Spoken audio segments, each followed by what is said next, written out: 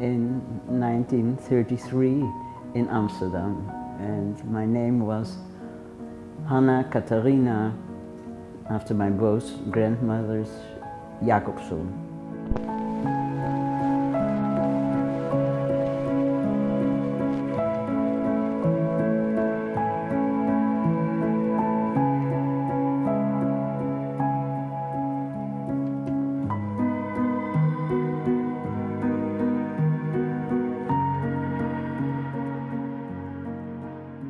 My parents were young, and I think they were very much not at home. I had a nanny. I was a single child, and when they asked me if I want a brother or sister, I said I'd rather have a dog, and I think that was very convenient for them. So I got a dog, but I didn't get a brother or sister, which was very good. The war one was enough to take care of.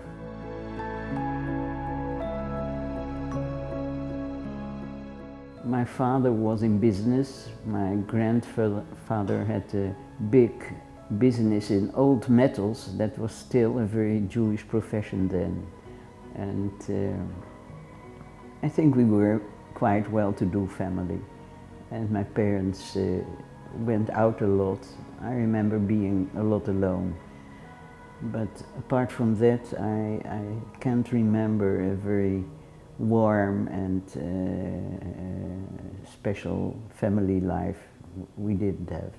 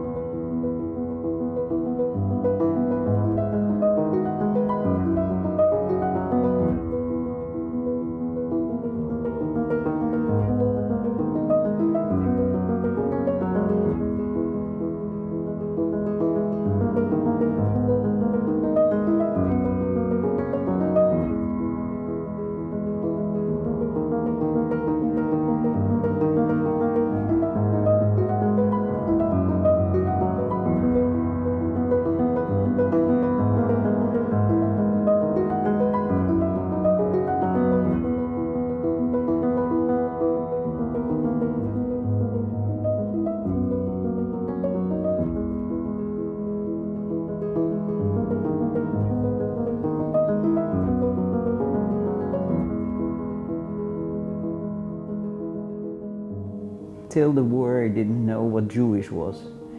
We were completely assimilated. We celebrated Christmas. We had a Christmas tree. And all the most friends of my parents, that's the strange thing, were Jews, but all assimilated as we were.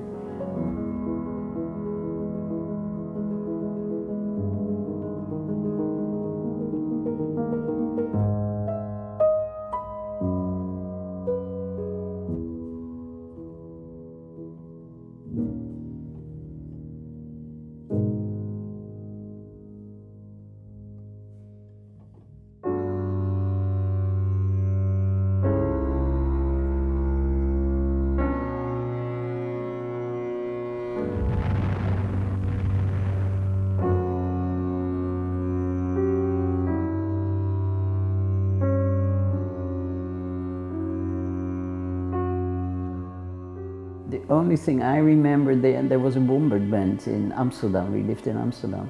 And that quieted me down because we had no idea. All of a sudden, there was quite a bombardment in Amsterdam. And that was the beginning of the war. But after that, all went back more or less to normal. They did it in stages only. I was 6 years old when the war was going, and I have not such a good memory from the time before.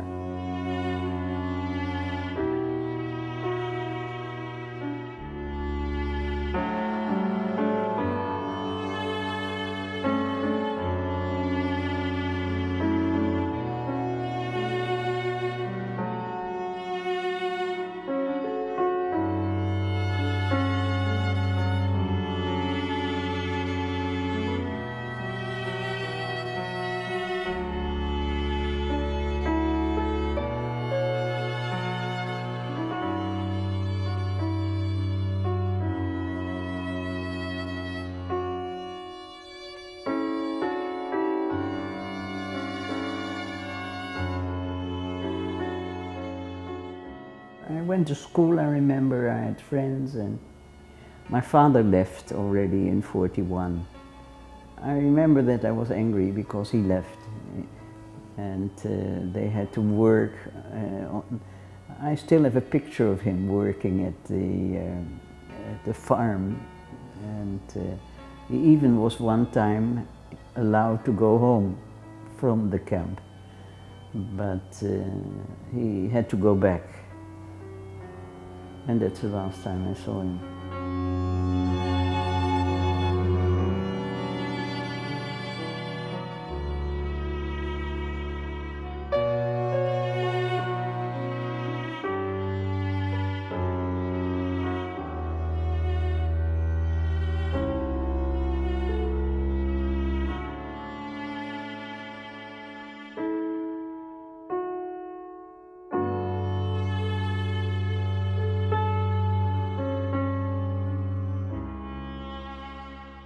I went with my mother outside Amsterdam. We didn't stay in Amsterdam. We lived in a small village. They call it the Trooi. And there we lived between farmers, and there was no. I went to school with Catholic girls, and they accepted me, and I played outside. And I only missed my father, but apart from that, about all the things against Jews, there was nothing in the place I lived, and so I really didn't. But I think that was in February '42, all the Jews had to come to Amsterdam. That actually was the first time that I felt something that was not normal, let's say so.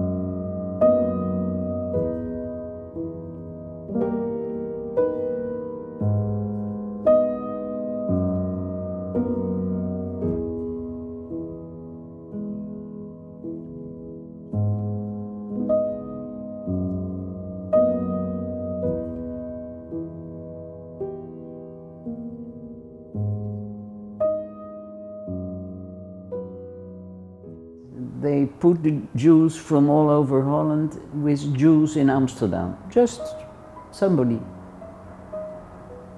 And that was a gentleman who just lost his wife 14 days before we came. And then they put us there, and my mother and me, and he had also a daughter living in, and my mother became very friendly with the daughter. So we actually had a good stay there. And even when I had to wear the star, I felt it as an insult, as a mark. But I had no idea what a Jew is. Why? Because I didn't know the positive side of Judaism. For me, in the beginning, it was only negative. I don't remember being afraid. I just didn't understand what was going on, I think.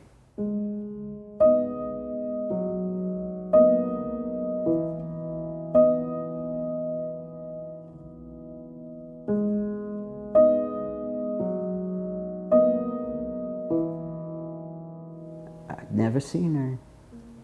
But she came there with Karin, and we were 1 year apart. And apparently we liked each other, so we played nice together. And my foster mother was very much aware of all the danger and everything. And my mother also, but they didn't talk about it. And I didn't ask about it. And then my Meme said to my mother, then it was already very critical, May '42. If the girl she liked me, she says, it was love at first sight. And she told my mother, if you she has to hide, you can send her to me. And a month later, it was getting very dangerous. They started all the roundups in Amsterdam. And then they decided together that I had to go in hiding. And then my foster mother came on her bicycle, and that I remember, she took me, but they told me, nobody told me you're going in hiding for years. No, they told, you played so nice with Karin in Kasmone, you go there for a fortnight. And I took a little suitcase and I never came back to. I remember I told Karin, we never talked about things. That's a strange thing for my generation. And later I told Karin, what about you? She was a spoiled only child. She got a guest for 2 weeks and she stayed forever. But she told me also that she didn't mind. We both were only children and we just managed. I didn't get along too good with my mother. I think that I felt very, very much at home, and somehow I had Karin, I had Mei, her mother was also living there, and there was it was a very warm household. It was much poorer than what I was used to. But I don't remember that I had such a nice childhood with my own parents. So I think that's one of the reasons that I felt so at home quite quickly, because there were children, I know friends who were crying for weeks and totally unhappy, but I wasn't. It was a warm and very strange household. I grew up only with women. There was no men there. They told me I had to not to talk about anything and not to ask anything. And Karen also, we just went on as if that was quite natural. I never told my wrong name. I was called Hans, so that was no Miriam or anything like that, so that could stay. My mother died and my father was a sailor, and that was it. Nobody asked, no. People knew, I think the good Dutch people knew and didn't ask, and the wrong people, thank God, didn't find out. I could go outside. I looked very non-Jewish. They made me grapes and things, so I had the luck that I could go outside and nobody thought that I was Jewish. Mamie was a pharmacist and she was working very, very hard. But we had a maid and a grandmother. And they knew that I was Jewish because I had no papers. You had to have food coupons I didn't have.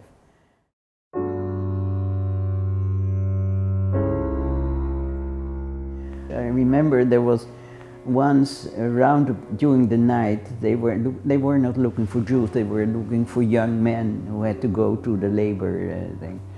And we had to go outside in the middle of the night and stay there.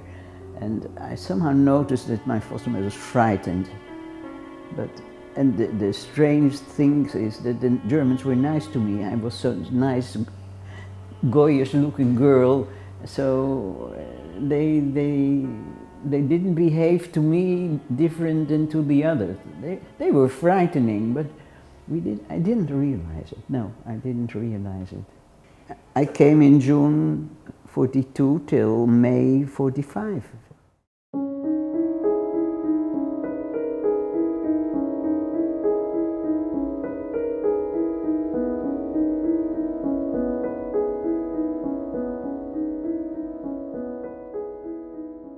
We had a friend of my foster mother, he was a physician, and he had 2 boys hidden, and I remember, they were on a double ceiling, and we came there once, and they were never allowed. I was allowed, and they were not allowed outside. And then the day that we were liberated, we saw them for the first time, and And they were frightened, of course, during their hiding. And then also people told me that I was a Jewish girl, and so and then when we were liberated, and then started the stories about what happened to the Jews, then it was told.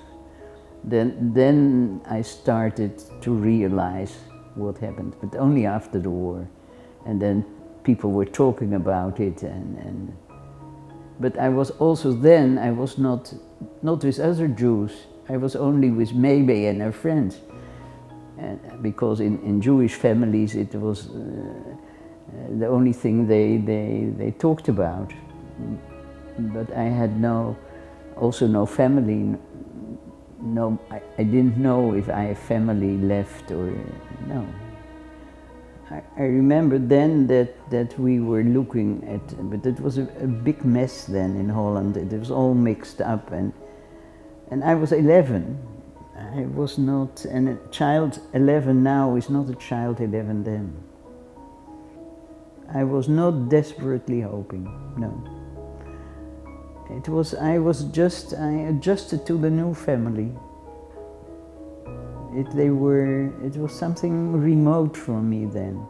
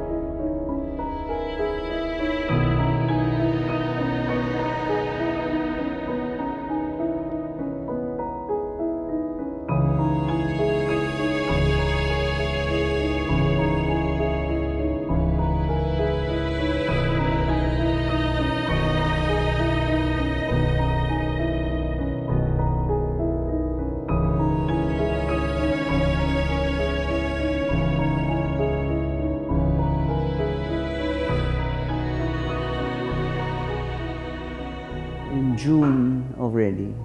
She came back June 45. And it was terrible. I opened the door and she was there looking the way they looked, and I remember the smell. They behaved with them terribly. That's all I know afterward. They were disinfected and they got terrible clothes, and it was not the mother I dreamed of. I thought a beautiful, and she was in a terrible shape, both physical and mentally. And I didn't see a mother in that. It was quite a shock.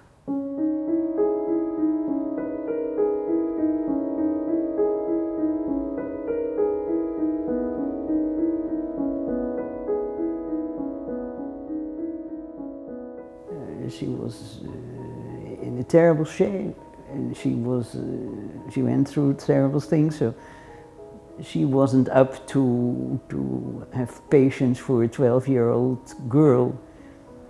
And nobody explained to me where my mother went through. I had no idea. We didn't get along. She also couldn't cope with it. I was a teenager, and I wanted other things, and we just didn't manage. I went to school and I had terrible. I had only 2 and 3. I couldn't study, and then my mother asked me, perhaps you want to go back to Mei, and I even didn't think afterwards. I'm not ashamed because I didn't do on purpose, but it could have been different. My mother was also a bit, I think she must have been sad, but she was also relieved that I decided to go back. So I went back to, and there I went to school, and then everything went okay. Meme didn't like my mother. She was jealous. And my mother didn't like Meme. They actually hated each other. But my mother couldn't talk wrong about my mother because she saved her child. And Meme didn't want to, but she also didn't talk nice about my mother. No, no, no. She was very glad that I decided to come back to her.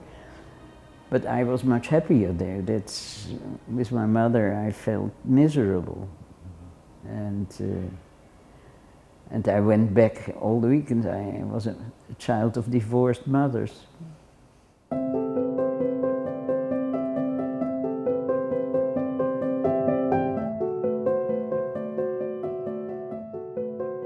went to Judaism when I was 16. Then somehow I had a teacher in mathematics who was a Jew, and I had one friend at school. I think we were 1,000 children and two Jews in the whole school. And he told me that he went to Habunim and things like that. And the teacher, he was very angry at me. Not that I didn't know mathematics, but that they didn't do anything about Judaism. And he somehow, he gave me books, and he played it very, very. And then I realized that maybe it's something. It's something. I always say it's Blut and Boden. I don't know how it came that I suddenly felt that I have to do something about my Judaism. And then he invited me for the first Seder. And then I went to Habunim, and then I was suddenly a big Zionist. That is, but that started when I was 16.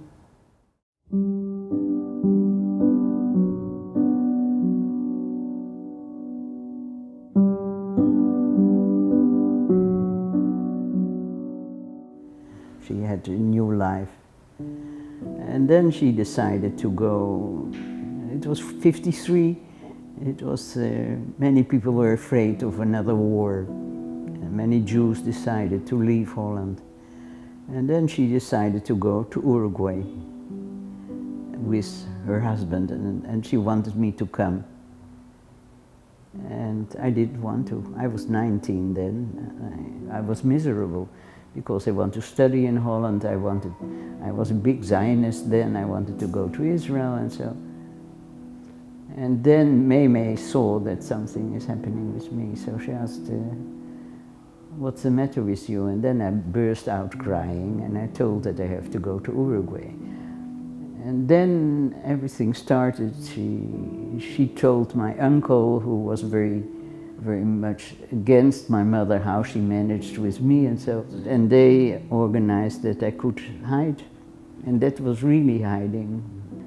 I stayed with two ladies for a month, and my mother was looking for me, and she couldn't find me. But she never forgave me. I understand it now, but I didn't do it on purpose. I wanted my own life, and she couldn't understand it. But no, we were never in good relations.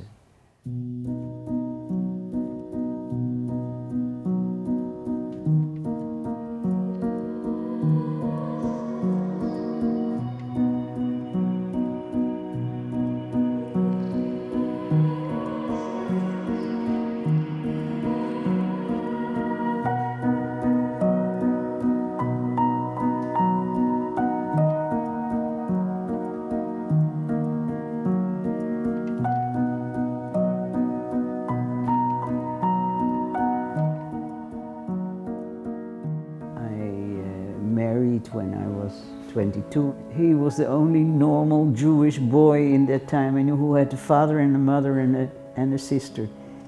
I got in love with his family. Nobody had a family then. Somebody had the mother, and one had the father, and one had nobody. And in the whole Zionist organization, we were all, and he had a normal family because they were in New York and Curaçao during the war.